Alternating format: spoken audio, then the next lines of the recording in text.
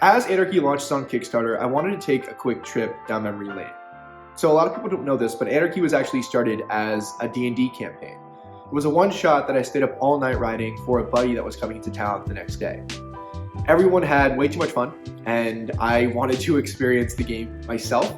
So the first real versions of Anarchy were run by a binder, where essentially the counselors, after you would vote on an event, you'd have to flip through this binder to find the outcome to the event. There was like 8 resources at the time, 8 different event categories, and the game was a lot of fun, but it was extremely cumbersome and it took forever. So I wanted to make it simpler and more accessible.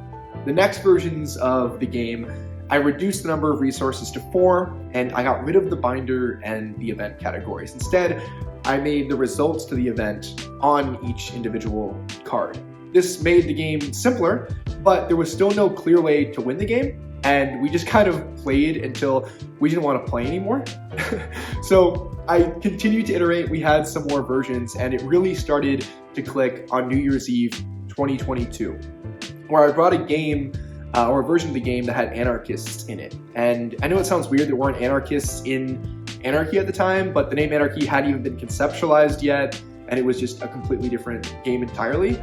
But adding anarchists to the game had this layer of suspense to it, and it combined this resource management event-based side that I knew made sense with this classic social deduction element. And it was really fun. We played well into the night on New Year's, and the next conversation after we were done playing was, when can we play again?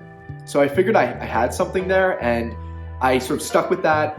It went through dozens of iterations throughout 2022 until I had the opportunity to pitch Anarchy at the biggest board game convention in North America in August, called Gen Con, which was an incredible experience. I got to meet tons of really passionate board game designers with incredible concepts for board games, but I left it empty-handed. The publishers weren't interested. They gave me great advice as to how I can make the game better and different pathways to publishing, but it didn't make sense. So from that point, I realized Kickstarter was the pathway for Anarchy, and I continued to iterate throughout 2022 until today, where we've redesigned the cards, we've rebalanced the game, and there's no doubt in my mind that we have the best version of Anarchy we've had over the last 2 years.